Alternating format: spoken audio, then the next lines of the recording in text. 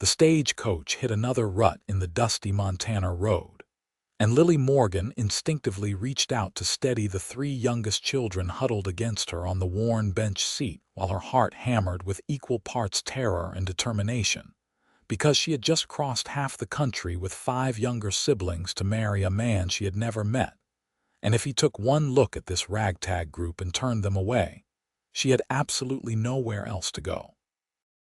"Lily, I am hungry," 6-year-old Tommy whispered, his freckled face smudged with travel dust. "We will eat soon, I promise," she said, smoothing his copper hair with fingers that trembled only slightly. Across from her, 14-year-old Rebecca held 9-year-old Samuel while he dozed fitfully, and beside Lily, 12-year-old Michael pressed his nose against the window, watching the rugged landscape roll past.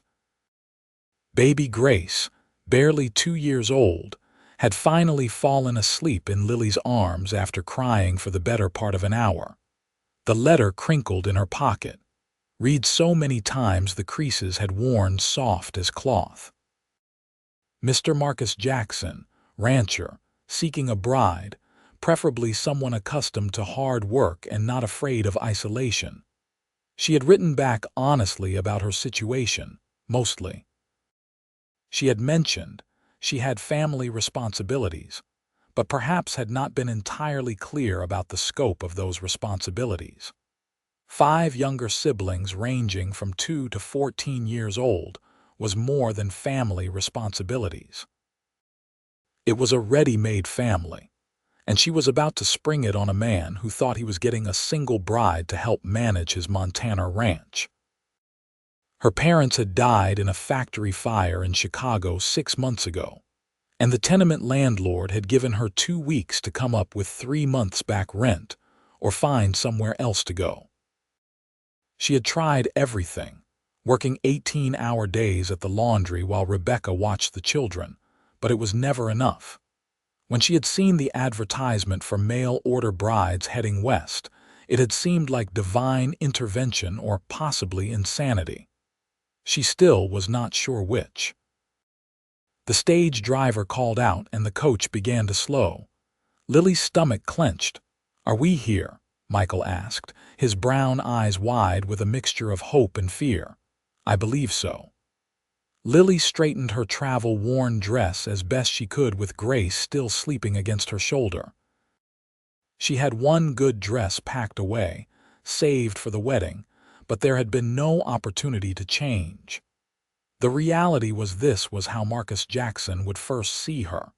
Dusty, exhausted, surrounded by children who looked as bedraggled as she felt. The coach lurched to a stop in front of a small general store in what appeared to be the entirety of Crooked Creek, Montana. Population possibly 75 if everyone was home. The town consisted of one main street with a handful of buildings. The store, a saloon, what looked like a church, a blacksmith, and a few other structures Lily could not immediately identify. The driver opened the door, and Lily took a deep breath. Rebecca helped Samuel down. "Michael, you carry the small bag. I have Grace." They emerged into the bright June sunlight of 1884 like refugees from a particularly challenging journey, which was essentially what they were. Lily scanned the handful of people on the street, looking for someone who might be her intended. A tall man detached himself from where he had been leaning against a post outside the general store. He wore dusty work clothes, a worn hat, and an expression Lily could not quite read as he took in the sight before him. He was perhaps 30 years old with dark hair, a strong jaw shadowed with stubble, and eyes the color of the Montana sky. Those eyes moved from Lily to the children and back again. "Miss Morgan." His voice was deep, cautious. "Mr. Jackson." Lily's chin lifted automatically, a defensive gesture she had perfected over the past 6 months. "Yes, and these are my siblings, Rebecca, Michael, Samuel, Tommy, and Grace." She indicated each child in turn, watching his face for the inevitable rejection. Marcus Jackson removed his hat, ran a hand through his hair, and stared at the group for a long moment. Lily could see him working through it, calculating. His ranch house had how many rooms? How many mouths could he afford to feed?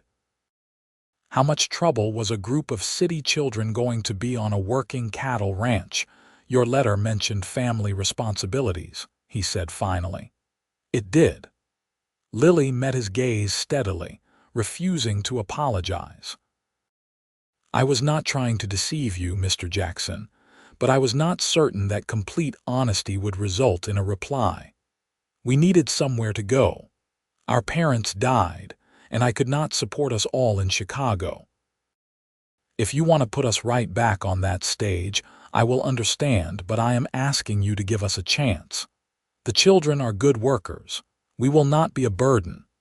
She could hear the desperation creeping into her voice and hated it, but what choice did she have? Tommy pressed against her side, and she felt Rebecca move closer on her other side. A united front of orphaned Morgans against whatever came next. Marcus studied them all for another long moment, his expression unreadable. Then, unexpectedly, his stern features softened just slightly at the edges. I always wanted a big family, he said quietly, almost to himself. He met Lily's eyes again. I lost my wife and infant son 4 years ago. Fever took them both. This ranch has been quiet too long. I wrote for a bride because I wanted to fill it with life again, with noise and mess, and all the things that make a house a home.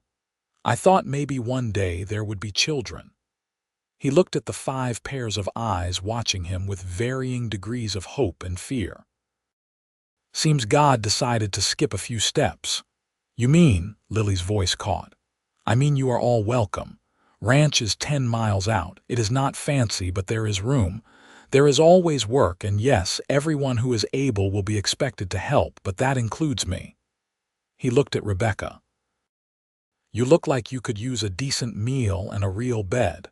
Rebecca nodded, tears suddenly streaming down her face, and Lily felt her own eyes burn. Thank you, she managed. You have no idea what this means. Maybe I do. Marcus settled his hat back on his head and gestured toward a large wagon hitched to 2 sturdy horses. Let us get your things loaded. It will be dark in a few hours, and I would like to get home before then. The children moved with sudden energy, the fear draining away to be replaced with cautious excitement. Even Samuel, who had been half asleep, perked up at the mention of food. Marcus helped load their few possessions, which did not amount to much. 2 battered trunks, 3 bags, and a wooden crate with some kitchen items Lily had managed to salvage from their tenement. This everything? Marcus asked, and there was no judgment in his tone, only curiosity. We traveled light, Lily said. Light is easier. He lifted Grace from Lily's arms without asking, and the child stirred but did not wake. You look like your arms could use a rest. Climb on up. Lily watched him settle Grace gently on the wagon bench, arranging her carefully so she would not roll off, and something in her chest loosened just slightly. This man who had expected a single bride and instead got an entire family had not turned them away. He had not even seemed particularly upset. She climbed onto the bench, and Marcus handed Grace back to her before helping the other children into the back of the wagon. There are blankets back there, he told them. Spread them out and sit down. It is a rough ride in places. He swung up beside Lily and took the reins. The horses started forward with a gentle command, and Crooked Creek, such as it was, disappeared behind them. The road stretched out ahead, winding through rolling grassland dotted with distant mountains. The landscape was so different from Chicago, it might as well have been a different world. Lily had grown up surrounded by buildings and noise, and people pressed together in every available space. This openness was simultaneously beautiful and terrifying. Tell me about the ranch, she said, needing to fill the silence. Marcus kept his eyes on the road. About 300 acres, most of it grazing land. I run about 100 head of cattle, some horses. Had the place 5 years. Built the house myself, so it is solid but not pretty.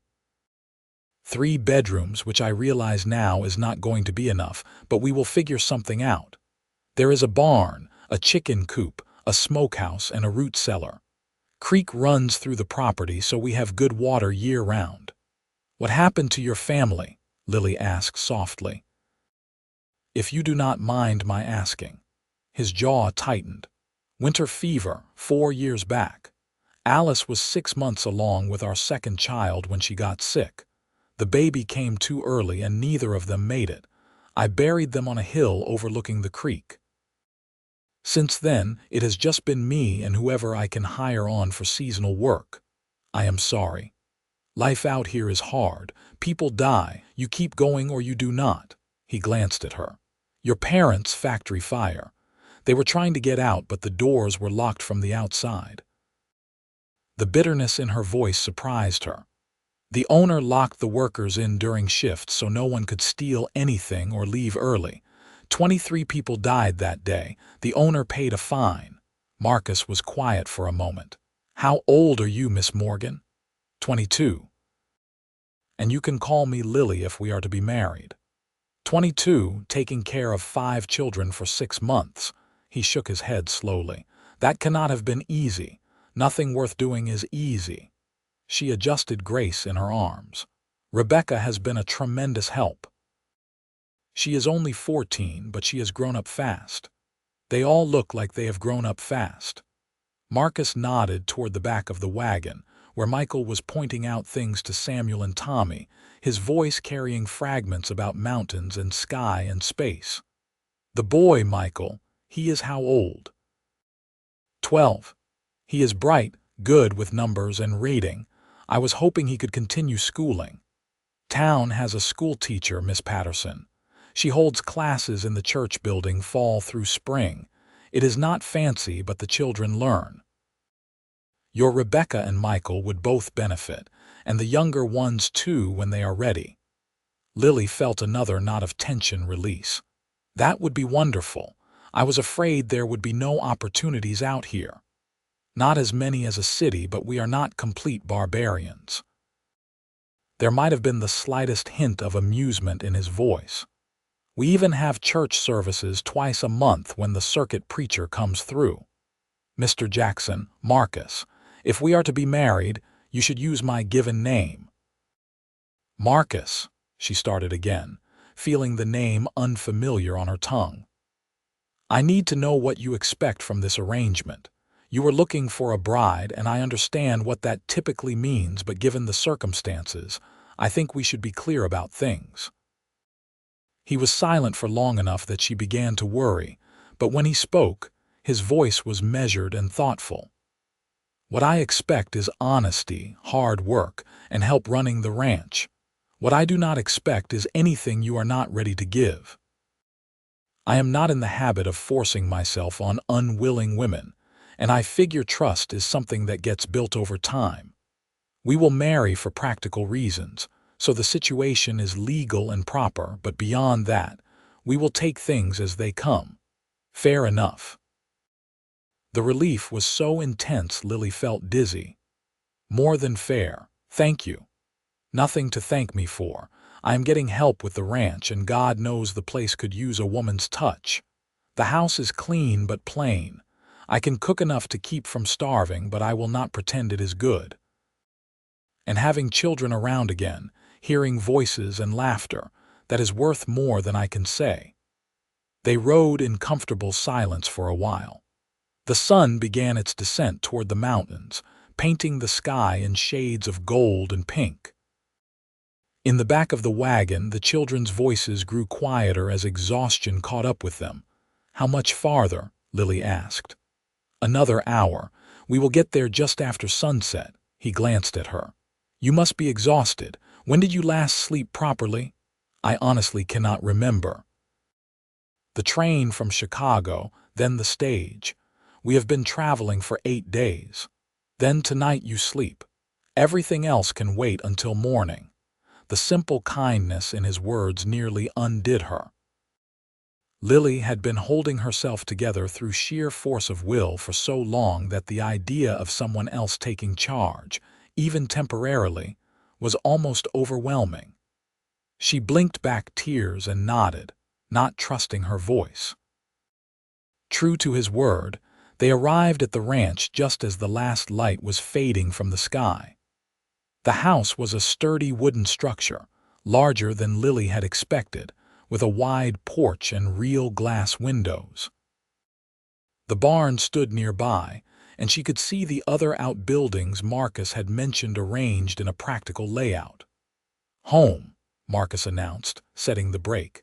The children stirred in the back, sitting up to look around with tired eyes. Marcus helped everyone down, then lit a lantern and led them inside. The interior was indeed plain but clean. A large main room served as kitchen and living space, with a stone fireplace dominating one wall. A rough-hewn table with benches sat near the kitchen area. Doors led off to what Lily assumed were the bedrooms. "Rebecca, you and Grace can take the room on the left," Marcus said, already moving with decision. "It has a double bed. Michael, Samuel, and Tommy, you three will share the room on the right. There are 2 beds in there, so you will have to sort out the arrangements. Lily and I will take the 3rd room." Lily opened her mouth, then closed it. They were to be married. Of course they would share a room, but Marcus met her eyes and said quietly, "There is a couch in there. I have been sleeping on it for months anyway. Bed is yours." The children were too tired to do more than shuffle into their assigned rooms. Marcus produced bread, cheese, and cold chicken from the kitchen, and everyone ate quickly before collapsing into their beds. Lily checked on each of the children, tucking them in and reassuring them that yes, this was real, and yes, they were safe now. When she finally made it to the 3rd bedroom, she found Marcus had been telling the truth. A double bed occupied most of the space, but there was also a couch against one wall, already made up with blankets and a pillow. "Wash basin is over there," Marcus said, pointing to a stand near the window. "There is water in the pitcher. I will be outside checking on the animals for a bit, so you have privacy to change." "Marcus," she started, but he was already heading for the door. "Sleep, Lily. We will figure everything else out tomorrow." Alone in the room, Lily sank onto the edge of the bed and let herself shake for just a moment. They had made it. Against all odds, they had actually made it somewhere safe.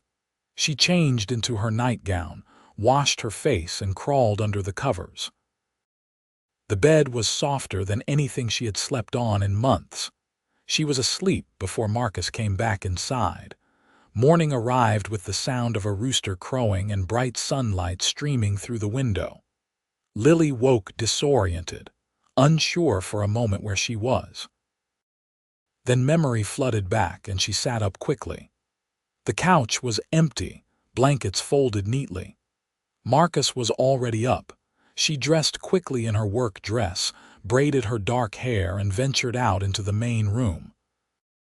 Marcus stood at the stove, somehow managing to cook eggs and bacon while also slicing bread. The domestic sight was so unexpected she stopped in the doorway. "Morning," he said without turning around. "Coffee is on the table. Children are still asleep, which is good. They need the rest." "You should have woken me. I can cook. Figured you earned one morning of sleeping in." He slid eggs onto a plate. "Besides, I wanted to talk to you before the chaos starts." Lily poured herself coffee and sat at the table. The coffee was strong and hot, exactly what she needed. "About what?" Marcus brought the plates over and sat across from her. "We should get married tomorrow. I know that is fast, but the preacher is in town this weekend, and he will not be back for 2 weeks. Also, there will be talk about the situation if we do not make it legal quickly. Tomorrow." Lily tested the word. "Yes, that makes sense. It does not have to mean anything changes immediately," Marcus said carefully, "but it makes things proper, especially with the children." I understand. She met his eyes. I am grateful, Marcus. I know this is not what you expected. Life rarely is. He started eating, then paused. I was thinking about the sleeping arrangements. Once we are married, it will seem strange if we do not share a room, but the house does not have enough space as it is. I am going to build another room off the back. Should take me a few weeks if the weather holds. Until then, the couch is fine. You do not have to build an entire room. I do if we want any privacy at all. This house was built for 2, maybe 3 people. Now there are 7 of us. We need more space. He took another bite. Also, I am thinking we should turn part of the barn loft into a bunkhouse for the boys. Michael is almost 13, and he will want his own space soon enough. This way, the girls can have 1 room, the boys another, and we have the 3rd. The casual way he said we made something flutter in Lily's chest. He was already thinking of them as a unit, planning for their needs. That sounds practical. I am a practical man. He finished his eggs and stood. After breakfast, I will show you around the property. You should know what is where and how things work. The children can explore a bit, but not too far. There are a few ranch hands who work here seasonally. 2 are here now, but they stay in the bunkhouse near the south pasture. Good men. They will help keep an eye on things. The door to the bedroom creaked and Tommy appeared, his copper hair sticking up in all directions. Lily, where are we, Montana, sweetheart? Remember, this is our new home. Tommy's face scrunched up as he processed this. Forever, forever, Marcus confirmed, his voice gentle. You hungry, Tommy? I have bacon. The promise of bacon brought all the children out of their rooms within minutes. The table was crowded and noisy as Marcus cooked more food and Lily helped serve. Rebecca kept looking around as if expecting someone to tell them to leave. Michael asked 100 questions about the ranch. Samuel ate silently but with impressive dedication. Grace wanted to be held and fed at the same time. Through it all, Marcus remained patient and unruffled. He answered Michael's questions, reassured Rebecca, and even took a turn holding Grace so Lily could eat her own breakfast. Watching him with her siblings, Lily felt something shift inside her. This arrangement might have started as pure desperation, but maybe, just maybe, it could become something more. After breakfast, Marcus showed Lily the property while Rebecca watched the younger children. They walked to the barn first, where Lily met the horses and learned which ones were gentle enough for the children to eventually ride. They checked the chicken coop, and Marcus explained the daily routine of feeding and egg collection. The smokehouse held preserved meat. The root cellar was stocked with potatoes, onions, and other vegetables from last year's garden. Garden is over there, Marcus pointed to a fenced area near the house. It is late in the season, but we could still get some lettuce and beans in if we plant this week. Do you know gardening? My mother had a small plot back in Pennsylvania before we moved to Chicago. I remember some of it. Good. That will be mainly your domain then. I can help get it started, but the daily tending will fall to you and Rebecca. They walked farther out, following a worn path to where the creek cut through the property. The water ran clear and cold over smooth stones. On a small rise overlooking the creek stood 2 wooden crosses. Marcus stopped, his expression distant.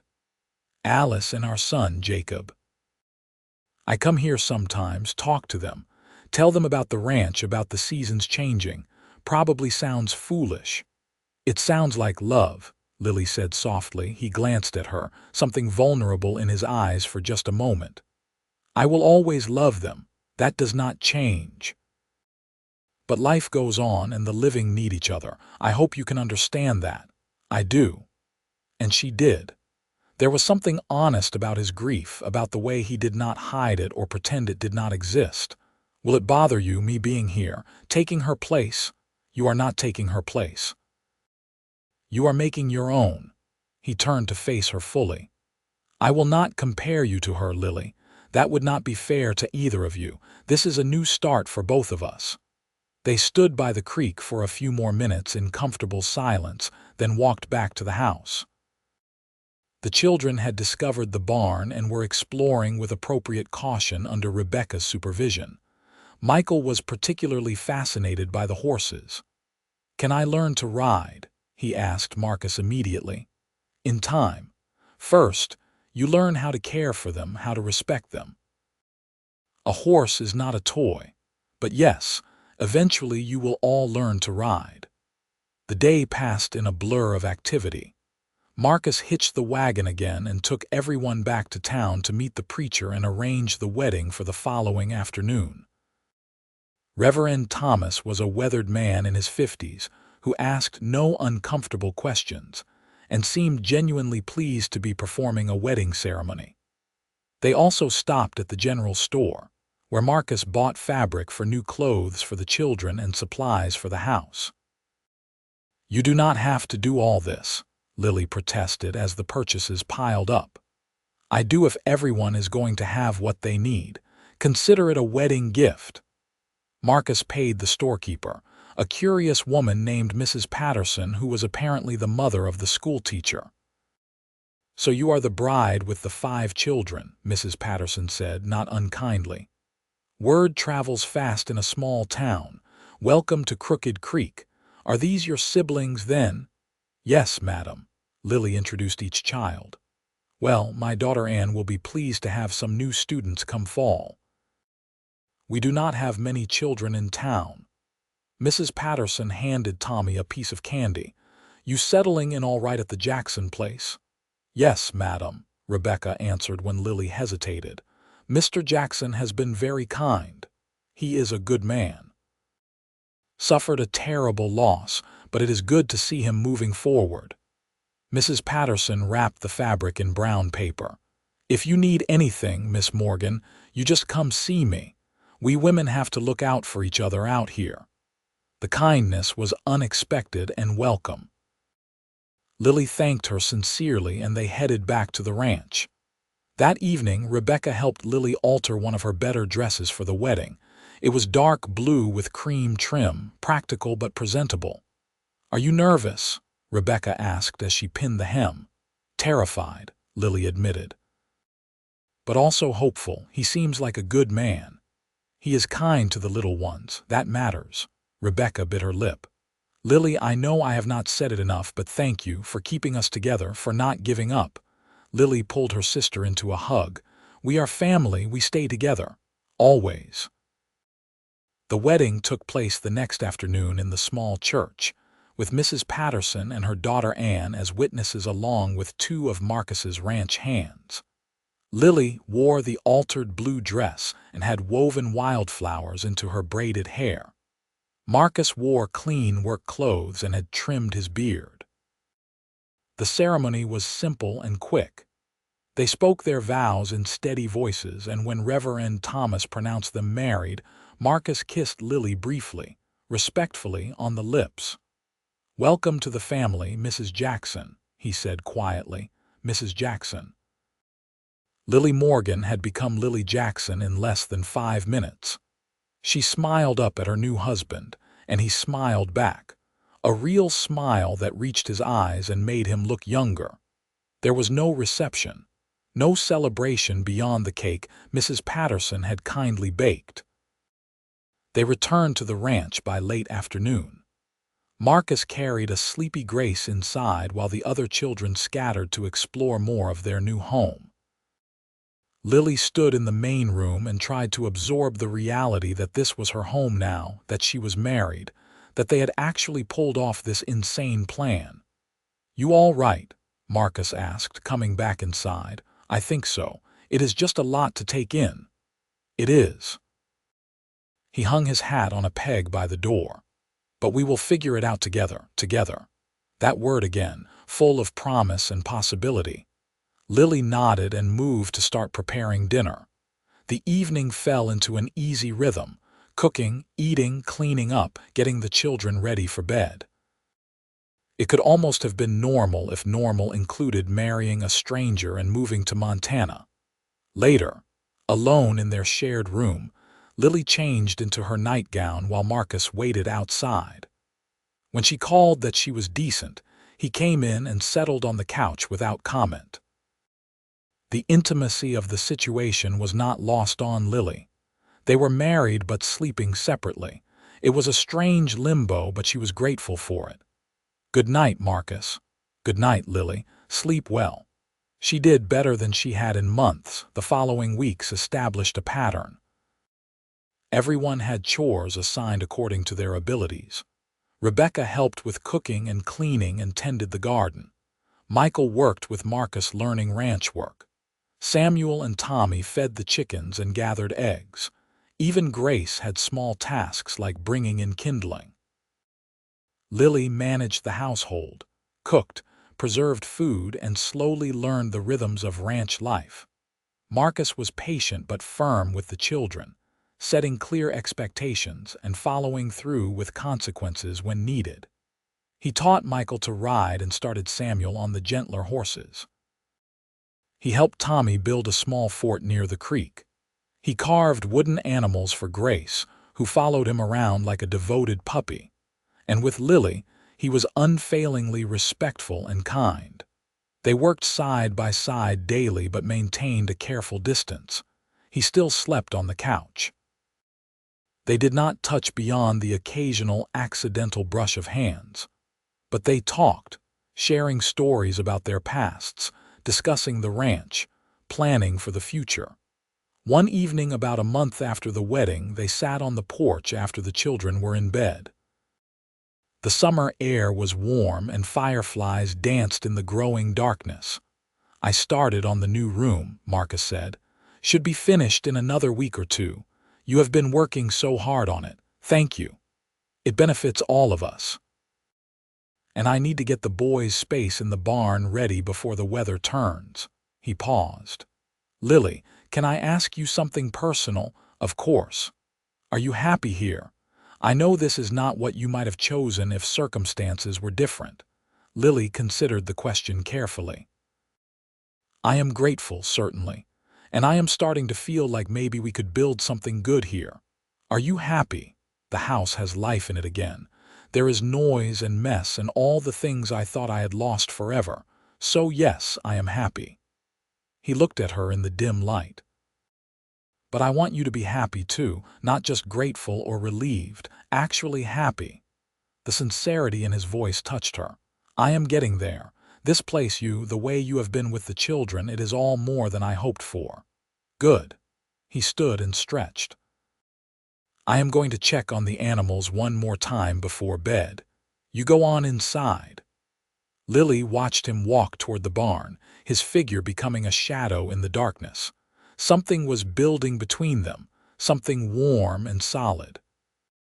She was starting to care for him, not just as a benefactor but as a man. It was both exciting and terrifying. Inside, she prepared for bed and slipped under the covers. When Marcus came in later, she feigned sleep, but she was hyper-aware of his presence as he settled on the couch. How long would they maintain this arrangement? When would they move from practical partnership to actual marriage? The answer came unexpectedly a few nights later. A summer storm rolled through with dramatic thunder and lightning. Grace woke up screaming, terrified. Lily tried to comfort her, but the child was inconsolable until Marcus came over and picked her up, walking her around the room and talking softly until she calmed. "Storms are just noise," he murmured. "They sound fierce, but they pass. You are safe here, I promise." Grace buried her face in his shoulder, her sobs quieting to hiccups. Lily watched from the bed, her heart doing something complicated in her chest. This man who had lost his own child was so tender with hers. After Grace fell back asleep, Marcus tucked her in beside Lily. As he stepped back, their eyes met in the darkness and something electric passed between them. "Marcus," Lily whispered. "Yeah, thank you for all of this, for them, for me." He moved closer, sitting on the edge of the bed. "Lily, I need you to know something. When I agreed to bring you all here, I thought I was doing the practical thing. helping someone who needed help while getting help for the ranch. But somewhere along the way it became more than that. You are more than that, her breath caught. What are you saying? I am saying that I care about you, as more than just a practical arrangement. I am saying that I would like this to be a real marriage if you are willing, but only if you want it too. I will not pressure you. Lily reached out and took his hand, feeling the calluses on his palm, the strength in his fingers. I care about you too. I was not sure if it was just gratitude, but it is more. You are a good man, Marcus Jackson, maybe the best I have ever known. He leaned in slowly, giving her time to pull away if she wanted. She did not want to. His kiss was gentle at first, questioning. She answered by kissing him back, her hand coming up to touch his face.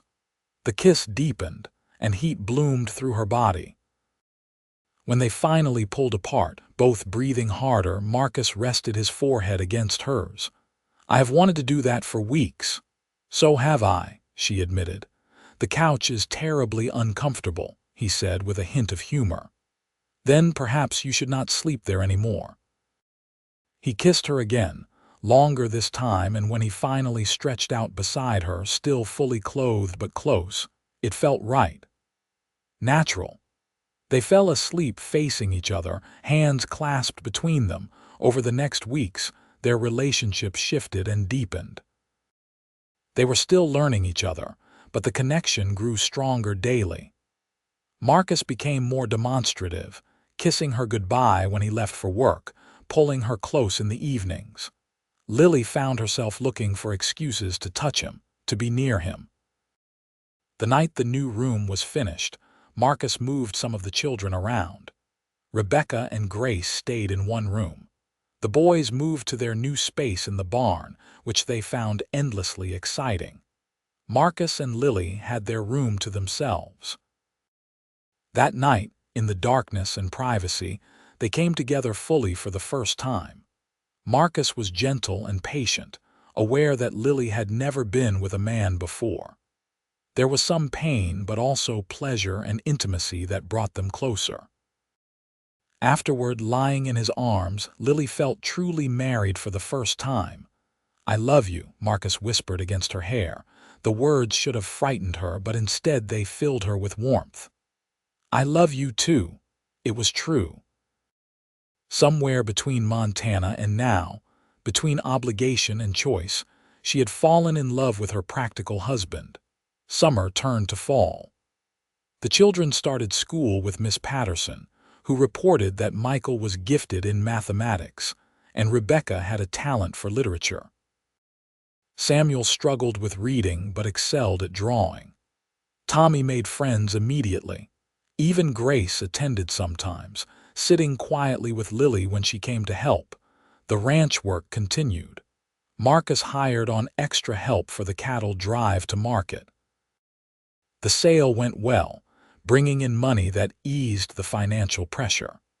Marcus used some of it to buy fabric for winter clothes and supplies to weatherproof the house. One October evening, Lily realized her monthly bleeding had not come. She waited another week to be sure, then told Marcus while they were alone in their room. I think I might be pregnant, she said quietly. His eyes widened. Truly, I am not certain yet, but the signs are there. Marcus pulled her into his arms and she could feel his heart pounding. A baby. Our baby. Are you pleased? She asked, though she could feel his joy radiating through him. Pleased does not begin to cover it. He pulled back to look at her face. Are you? Is it too soon? With everything else, it is perfect timing, Lily assured him. Rebecca is old enough to help, and the children are settling in well. I want this, Marcus. I want to have a family with you. They told the children a few weeks later when Lily was sure. The response was enthusiastic chaos. Grace wanted to know when the baby would come and if it would play with her. Tommy asked if they could name it after him. Michael and Samuel seemed slightly embarrassed by the whole topic, but pleased nonetheless. Rebecca hugged Lily tightly and whispered, I am so happy for you. Winter came hard and early that year. By November, snow covered the ground and temperatures dropped well below freezing.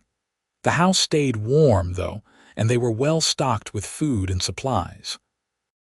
The evenings were spent around the fireplace, with Marcus teaching the boys to carve wood, Rebecca sewing, and Lily knitting baby clothes.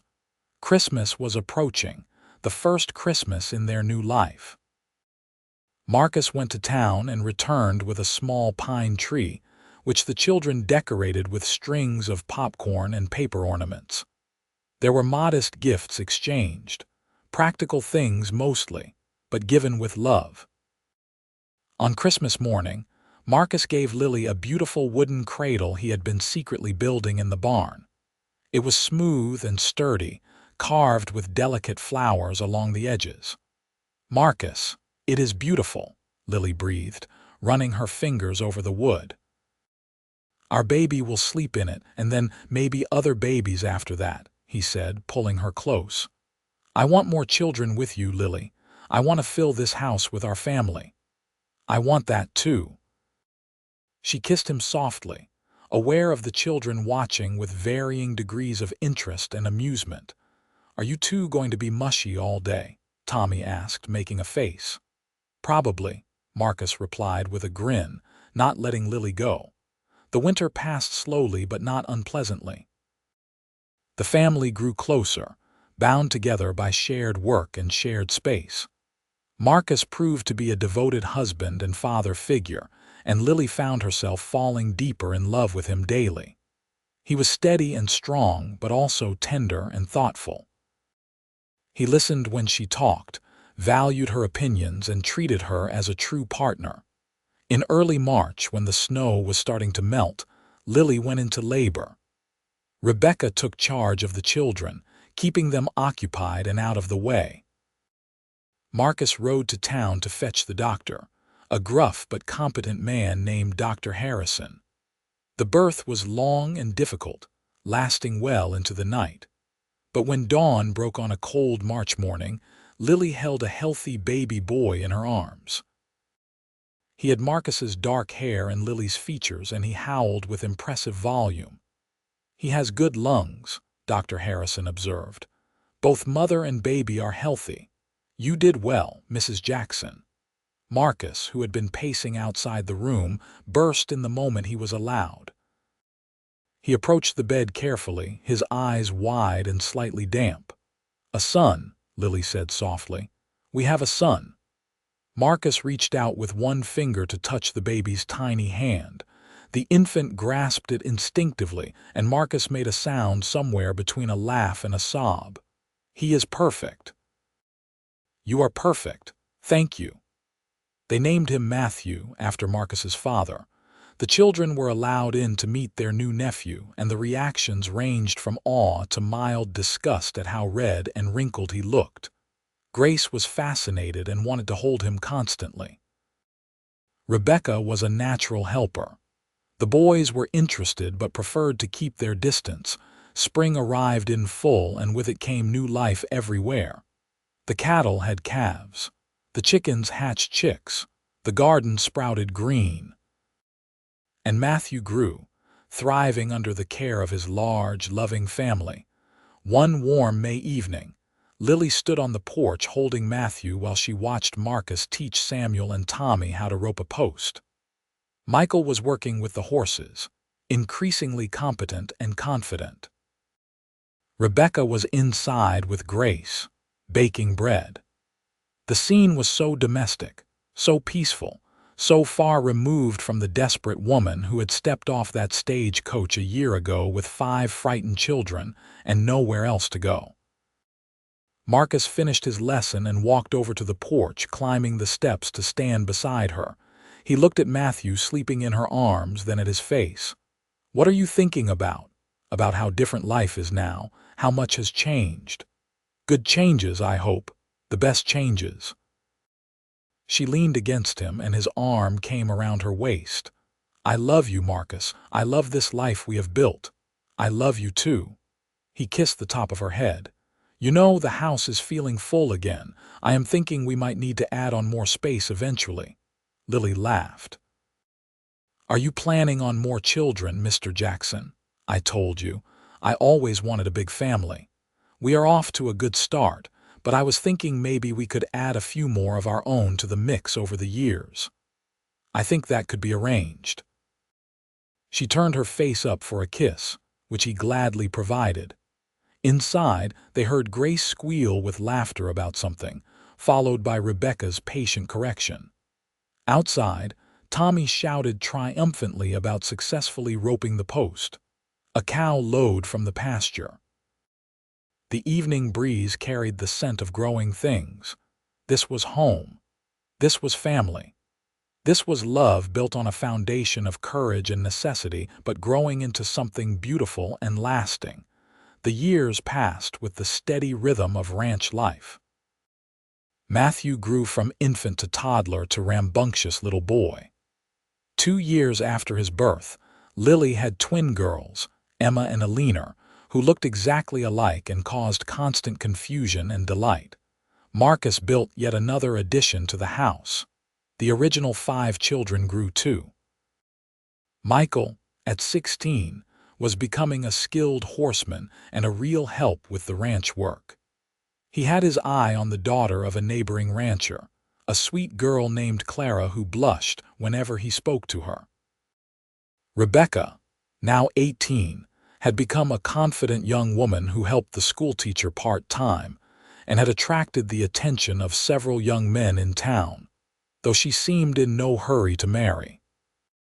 Samuel, at 13, had discovered a talent for drawing and filled notebooks with sketches of the ranch, the animals, the mountains.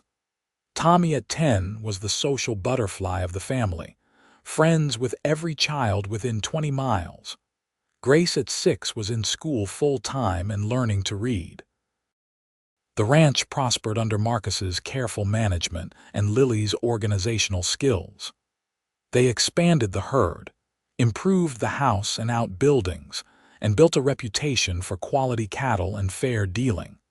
One summer evening, the whole extended family gathered for a celebration. Michael had just turned 17, and Marcus had given him a partnership stake in the ranch. It was a mark of trust and recognition of how vital Michael had become to the operation. They set up tables outside near the creek. Lily and Rebecca had cooked all day. Roasted chicken, fresh bread, pies made from preserved fruit, vegetables from the garden. Neighbors came to join in the celebration, bringing their own contributions. The Patterson women were there, and Dr. Harrison and several of the families from nearby ranches. As the sun set and lanterns were lit, Marcus stood and raised his glass. "I want to make a toast. 7 years ago I sent away for a bride, hoping to fill my house with life again. What I got was so much more than I ever imagined.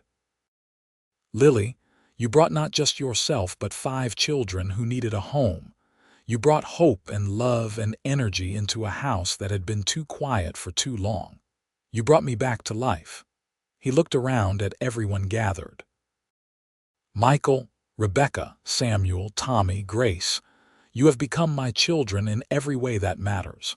And to our own babies, Matthew, Emma, and Alina, you are the future.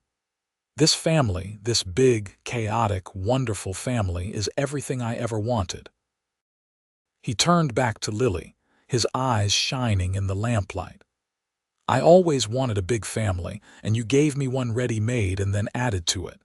You are the bravest, strongest, most remarkable woman I have ever known.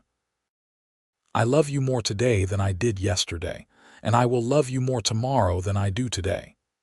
Lily stood and moved to his side, her own eyes damp. "You took a desperate chance on a woman with too much baggage and not enough options. You did not have to be kind. You did not have to be patient.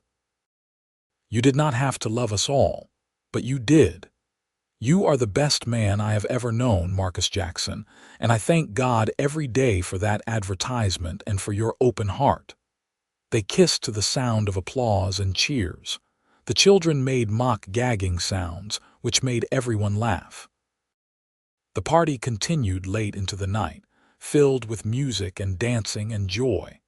Later, much later, when all the guests had gone home and the children were asleep, Marcus and Lily sat on their porch in the darkness. The stars blazed overhead in the clear Montana sky. "Do you ever think about that first day?" Lily asked. "When I climbed out of that stagecoach with 5 children and you could have sent us right back." "I think about it sometimes," Marcus admitted. "I think about how close I came to saying no. The initial shock nearly drove me to it. But then I looked at your face, at your determination and fear mixed together, and I saw something that called to me." "What did you see?" "Courage, strength, love for those children. I saw someone who would fight for her family, who would do anything to protect them. I knew in that moment that you were worth the risk." He pulled her closer. "Best decision I ever made." "Mine too." She rested her head on his shoulder. "I came here running from disaster and I found a home. I found love. I found you." They sat in comfortable silence, listening to the night sounds of the ranch, cattle settling, horses nickering, and owl calling. This was their kingdom, built from nothing, sustained by hard work and love. "You think we are done?" Marcus asked suddenly. "Done with what?" "Children. We have 8 now. That is a big family by any measure." Lily smiled in the darkness. "I do not know. Are we done? I would be happy with 8 or 18 as long as I have you. Let us see what God decides. If more babies come, we will love them. If not, we have been blessed beyond measure already." "Agreed." He stood and offered his hand. "Come to bed, Mrs. Jackson. We have another long day tomorrow." She took his hand and let him pull her up. They walked inside together, checking on sleeping children as they passed, then retreated to their own room. The intimacy between them had only deepened over the years, and that night was no different. They came together with the ease of long practice and deep love, finding joy and comfort in each other. The seasons turned again and again. The children continued to grow and change. Rebecca eventually married a good man from town, a shopkeeper's son named David. They built a house nearby and started their own family. Michael married his Clara and brought her to live on the ranch, taking over more and more of the daily operations as Marcus aged. Samuel, to everyone's surprise, went to art school in Denver after showing some of his work to a traveling art dealer who insisted the boy had real talent. He came home for holidays and eventually returned permanently, setting up a studio on the ranch and making a living selling paintings of Western scenes. Tommy, true to his social nature, went into politics and became mayor of Crooked Creek by the time he was 30.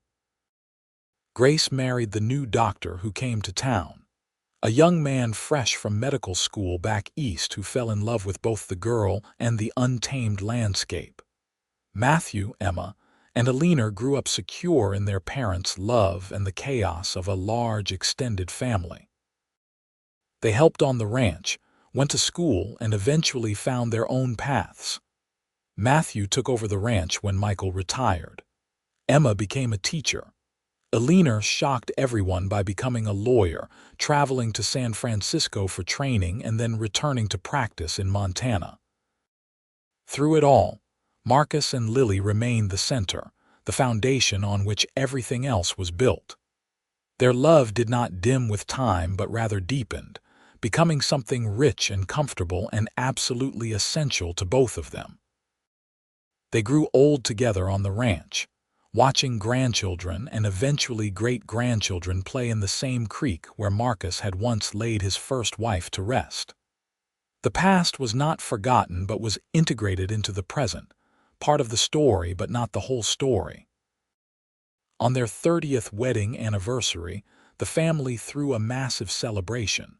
The original house had been added onto so many times it was barely recognizable, sprawling across the landscape like a living thing. The barn had been rebuilt twice. The herds had multiplied. The ranch was now one of the most successful in the region. Everyone came: children, grandchildren, neighbors, friends from town. Tables groaned under the weight of food. Music played. Stories were told and retold, growing slightly more exaggerated with each repetition. Marcus, now 60 with gray threading through his dark hair, stood with Lily. Her own dark hair turned silver and looked around at the sea of faces. Many of them carried echoes of their features. This was their legacy, built from a desperate gamble and sustained by stubborn love. "What are you thinking?"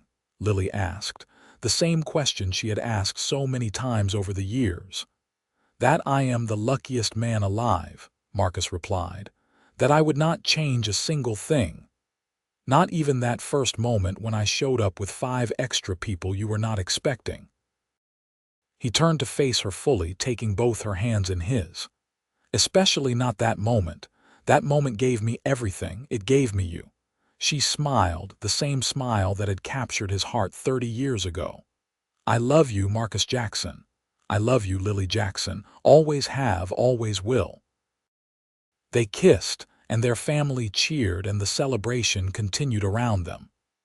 But for that moment, it was just the two of them, rancher and mail-order bride, husband and wife, partners in every sense of the word.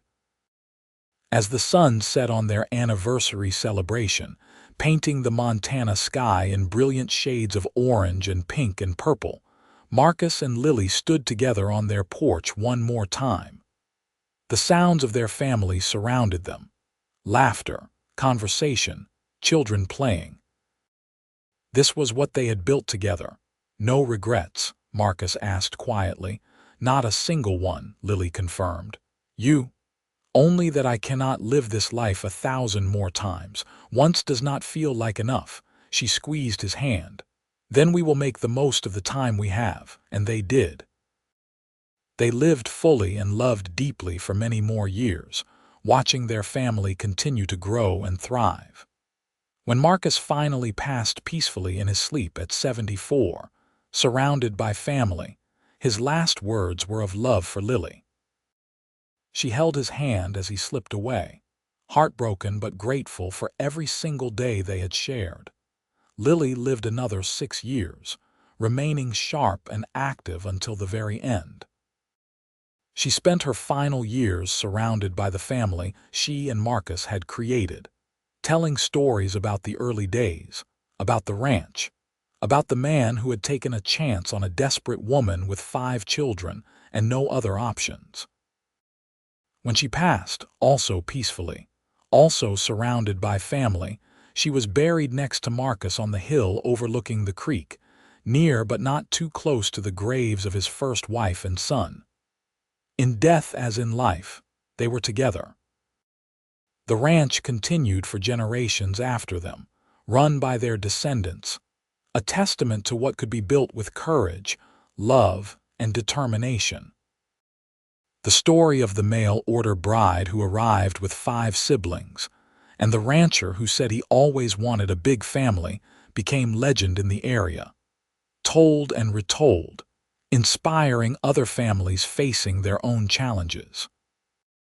And on quiet evenings, when the wind blew just right across the Montana hills, it was almost possible to hear echoes of laughter from all those years ago, when a desperate woman and a lonely man had found each other and built something beautiful from the ashes of their separate sorrows.